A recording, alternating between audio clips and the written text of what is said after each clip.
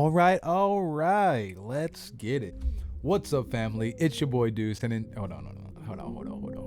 What's up, family? It's your boy Deuce, and in today's video, I got the top 10 strongest My Hero Academia characters. Let's get right into it.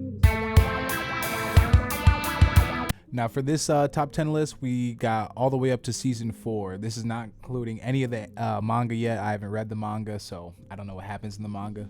All right. At number 10, I got Izuku Midoriya, aka Deku, aka All Might Jr. I'm actually going to be a hero. Or I'll just die. Now, the reason I got him here is because even though he lost to Bakugo during the fight, I think it was in season 3, we've seen that if he can go past 20%, even though it might break some of his arms and legs, if it were an all-out fight and they were fighting to the death, I'm gonna give Deku the edge since he can go even beyond 100%, even if it breaks his arms. You know. Let's be clear though, Bakugo is right there. I'm not sure how much stronger he's gonna get in the series. Well, of course he's gonna get stronger, but to me, it's really Deku and Bakugo are really All Might and Endeavor, because can Endeavor really be as strong as All Might? I mean, he can be the #1 hero right now because All Might's gone, but at the peak of his powers, will he ever be stronger than All Might? That's how I feel about Bakugo and Deku once they're grown up.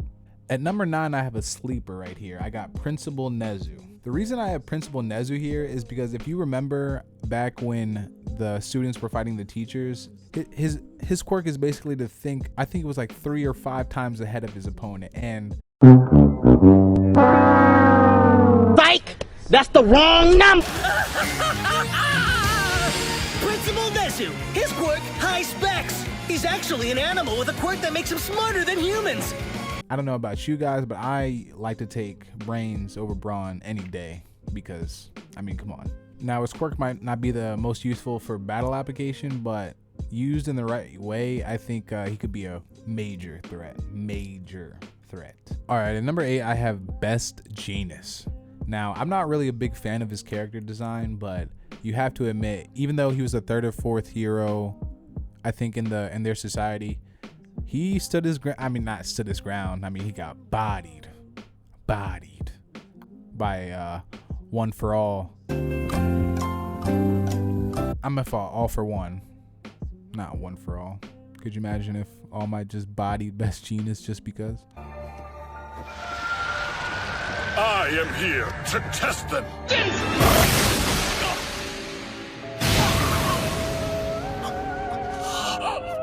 At least he was the only hero left standing out of those that were there at the time, and he was the 3rd or 4th hero in the whole society for a reason, so you got to give him some credit. Number 8, I'll give him that. All right, and number 7, I have Shigaraki. Now, we all know what his quirk is, decay, using his hands to decay matter and things like that. I think that's a really strong quirk, but the reason I don't have him higher on the list is because I don't feel as though he is really suited for hand-to-hand combat. I wouldn't even say he's a mastermind figure. What I would say is that he is a strategist, and he uses his quirks and the people on his team more for strategy and not for brute force or an all-out win. He's gonna take his time and probably devise the best way to win first before he attacks. But I still have him here at number 7 because his quirk is still really strong, and I do believe that he, if given the right scenario, could beat most people. All right, at number 6, I got my guy Overhaul, man. Doflamingo's little brother. All right, I don't know what's going on right there. Bruh, I said that and I completely forgot about Karasu. I mean, look at these guys, bro. Look at them.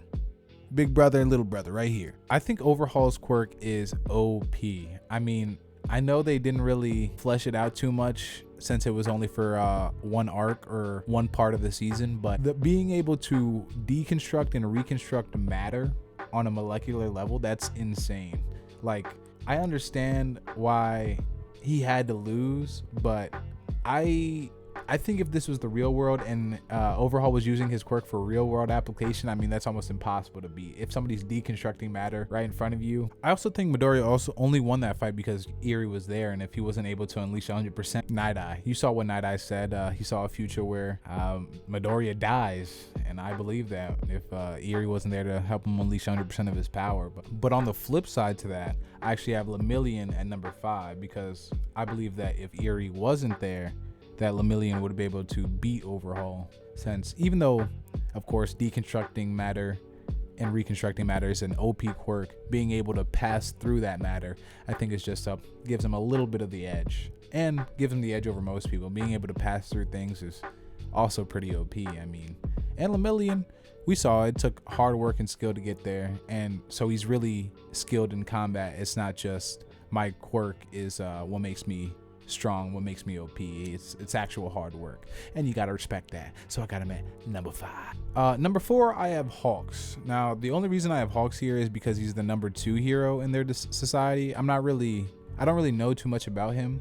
I saw though that in the manga they start to flesh him out a little bit more, so I have to wait for the next season of My Hero to really get a good grasp on how strong he is. But just off of what I've seen when he was helping Endeavor fight the Nomus, and honestly his quirk too is pretty tough, so I'll give him here for more.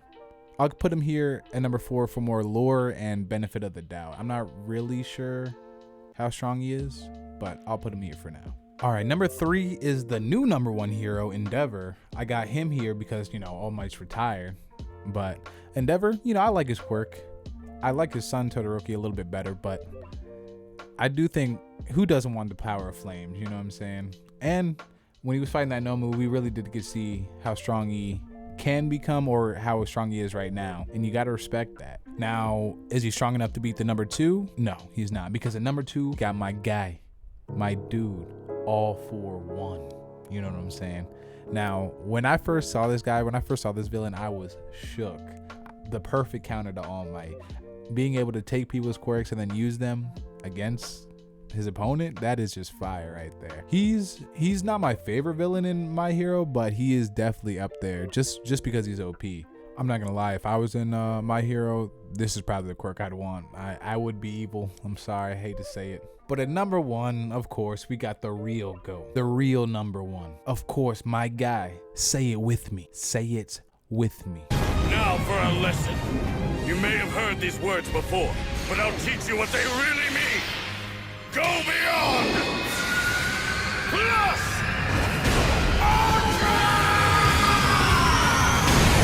I mean, come on, we all know All Might had to be number 1.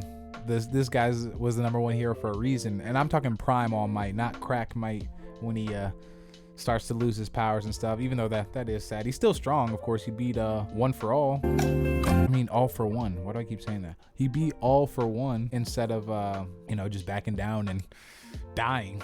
That would have been tragic, huh? If All Might just died.